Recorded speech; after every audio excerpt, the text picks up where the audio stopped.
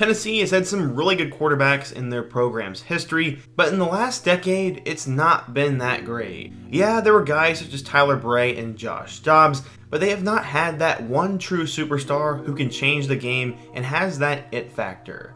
Things finally changed after the 2021 season as Tennessee found their next star quarterback, and he was so good that he is considered a legitimate Heisman contender and could end up being a day 1 or 2 draft pick if he continues where he left off last year. Yes, we're talking about Hendon Hooker. After losing the starting job in Week 1 to Joe Milton, he eventually took the job back and shined.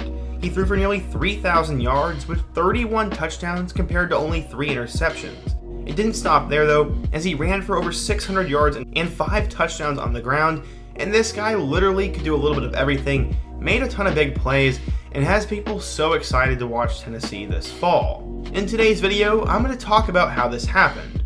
At one point, Hendon Hooker's career looked over as he lost a starting job and had to transfer away from Virginia Tech. Now he's a superstar at Tennessee, and we're going to tell his story, talk about how all this happened, and what I think his future will look like. So without further ado, let's go ahead and get started and talk about the rise of Hendon Hooker. In order to understand how Hendon Hooker got to this point, we first need to go back in time and meet his dad. Football grew up in his family, as his dad, Allen, was actually a Hall of Fame quarterback at a school known as North Carolina A&T. Yeah, his dad, Allen Hooker, was pretty insane, and like father like son, Hendon took up football from a young age. Because of how good his dad was, the pressure was always on him to succeed, and Hendon had this to say, quote, "Most of the time, people try to compare us. He just told me to make my own path, and I hold my destiny, so whatever work I put in is what's going to come out on the field." Hendon tried to lay low and just work on his skills, and that is why it was no surprise when he became a star athlete at Dudley High School, which is located in Greensboro, North Carolina.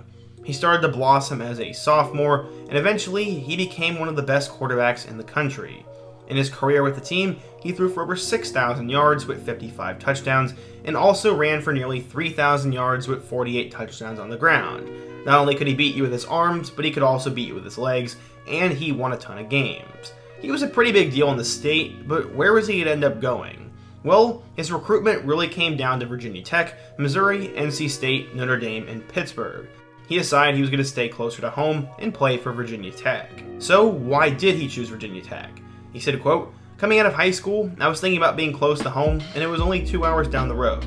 One of my childhood friends and former teammates, Mook Reynolds, was also there, and when I took my visit there, it was very welcoming, and all the players were really cool, so the culture just kind of pulled me in. Then I talked to Terrell Edmonds and Tremaine Edmonds, and it felt like I was back home in Greensboro with my regular teammates from high school. Pretty much the culture of the Brotherhood, and Justin Fuente just having put a first-round pick into the league, Paxton Lynch, attracted my interest even more. He was the top quarterback in the state of North Carolina and was a pretty big deal, but was only a 3-star recruit for quite a while. Despite that, some scouts believed he could be a star at the next level. One scout said, quote, "Hooker is a prospect with a lot of natural ability. He's extremely athletic and can beat you with his arm and legs. Hooker is comfortable making throws from the pocket or on the run. He makes good decisions and is very accurate.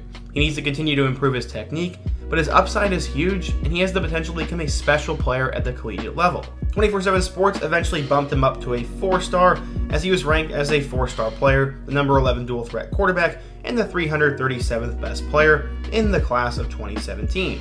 He had big shoes to fill, so how would he end up doing at Virginia Tech? Well, let's take a look.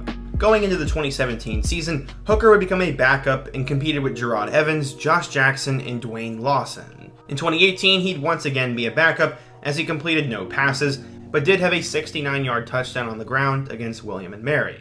Going into 2019, there'd be a 3-man quarterback battle between Quincy Patterson, Kansas transfer Ryan Willis, and then Hooker.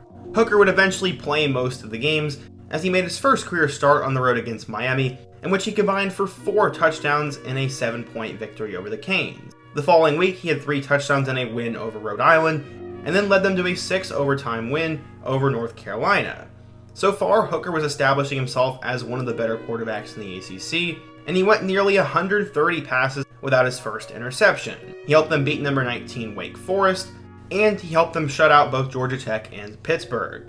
They ended up losing their rivalry matchup to Virginia, and this was heartbreaking for them. Hooker would still have a fantastic season though, as he would get them to the Belk Bowl, where they lost by 7 points to Kentucky. Hooker would miss one game due to a knee injury, but he finished the season with 1,555 yards passing, 13 touchdowns and 2 interceptions, or nearly 400 yards on the ground and 5 scores. Hooker had a lot of potential, and he didn't turn the ball over, so many expected him to put it all together during the 2020 season. Unfortunately, Hooker was just alright. He started out hot with 3 touchdowns against North Carolina and followed it up with 4 more in a win over Boston College, but then he had one of the worst games of his career. In a road loss to Wake Forest, he threw with 3 interceptions and the team lost the game. He would bounce back, completing 100% of his passes with 3 touchdowns against Louisville, and then they ended up losing to Liberty despite him combining for 4 touchdowns. After that, he started to lose steam on the season and eventually did not start the final game. Hooker would finish the 2020 season with 1,339 yards and 9 touchdowns with 5 interceptions and 9 rushing touchdowns. It wasn't a bad year, but he was starting to lose some of his momentum, and Hendon decided it was time to make a change. It looked like Braxton Burmeister was going to be the quarterback moving forwards, so after a couple years at Virginia Tech, he decided to enter the portal. In his entire time at Virginia Tech, he started 15 games, threw for 2,894 yards, 22 touchdowns, and rushed for over 1,000 yards and 15 touchdowns. He was probably going to be highly sought after in the portal, but what team was going to take a chance on him? Well, pretty quickly, he settled on Tennessee. So why did he leave Blacksburg for Knoxville? Well, he said the culture and the Volunteers running backs coach sold the deal for him. He said, quote, "The conversations were great. It was great energy on both sides. Just feeling that the love was appreciated for me. It's been a long journey, and I want to end somewhere where I'm needed and loved. That was something I could feel genuine from the jump. That's something I really appreciated. Just coming in, they want me to come in and work hard and compete. That's something I love to do, and that's all I was asking for. Just somewhere to compete." So going into the 2021 Tennessee season, the Volunteers had a lot of interesting stuff happen at the quarterback spot. Jarek Guarantano transferred to Washington State, JT Shrout transferred to Colorado, and Brian Maurer went to Stephen F. Austin. They also brought in Caden Salter, but he ended up getting kicked off the team. So what did that leave? Returning 4-star quarterback Harrison Bailey, and then the guy that everyone expected to start, Joe Milton. Joe Milton had unbelievable hype while he was at Michigan, but after disappointing in 2020, he decided to transfer to Josh Heupel's system, and immediately he won the job. There was a quarterback battle for some time, but Heupel would name Milton the Week 1 starter, and this was definitely discouraging for Hendon. Unfortunately, at the expense of Joe Milton's leg, Hendon would get his opportunity. Joe would tear 2 ligaments in his ankle in a huge run against Pittsburgh, and this would pave the way for Hendon to start in Week 3. Some were concerned, but others were optimistic.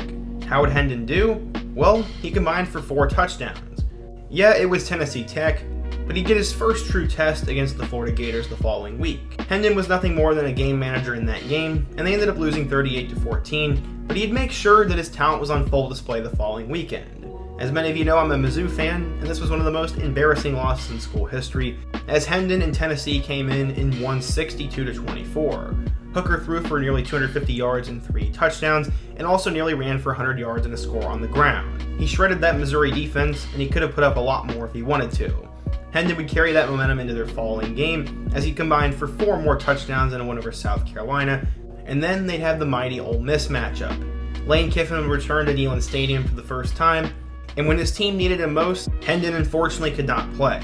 As they were down 31-26, they get the ball back with a little bit of time remaining, and Hendon Hooker would lead him down the field. Unfortunately, he'd get hurt, and Joe Milton would have to come in, and instead of throwing a pass to the end zone, Milton would just run out of bounds. It was one of the most hilarious plays of the 2021 season, and I wonder if it could have been different had Hendon been behind center. Unfortunately, they lost that game, and then they lost the following weekend to Alabama, before he'd really turn it on. In a 45-42 road victory over number 18 Kentucky, Hendon would have a career night as he threw for 316 yards and 4 touchdowns and led them to that huge road victory. Against Georgia, he struggled, but then he finished the season strong in wins over South Alabama and Vanderbilt. He would end up getting them to the Music City Bowl, where he would have the best game of his career. In a controversial overtime loss to the Boilermakers, he'd throw for 378 yards with 5 touchdowns.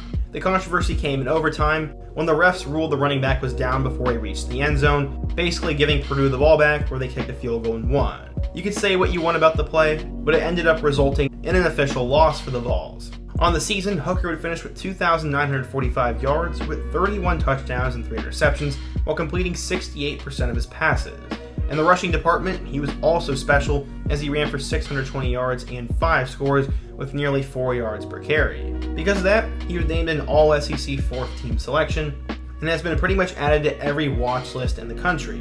He's a consensus 2nd team All-SEC player as of right now, and I've even seen the hype grow so much that I've seen him listed as a 1st round pick in some mock drafts. The 2023 quarterback class has a ton of different guys, but if Hooker puts up similar numbers to last year, his hype may get overlooked and he could have an opportunity to play in the NFL. As of right now, though, I think he'll be a day 2 or day 3 selection, and I think he's going to light up the box score this year. Tennessee, I think, has an opportunity to have a 10-win season if things go correctly, and if he can continue that connection he has with Cedric Tillman, then this could be a very dangerous offense. Hooker has an extremely inspiring story, going from a backup quarterback to a star at his next school, and he has worked for everything he has gotten to this point. He's one of my favorite quarterbacks going into the 2022 season, and I'm very pumped to see what happens. If you're a Tennessee fan, what do you think of Hooker? Where does he rank amongst the all-time Tennessee quarterbacks? What are your expectations for him this year, and do you think he could play in the NFL one day?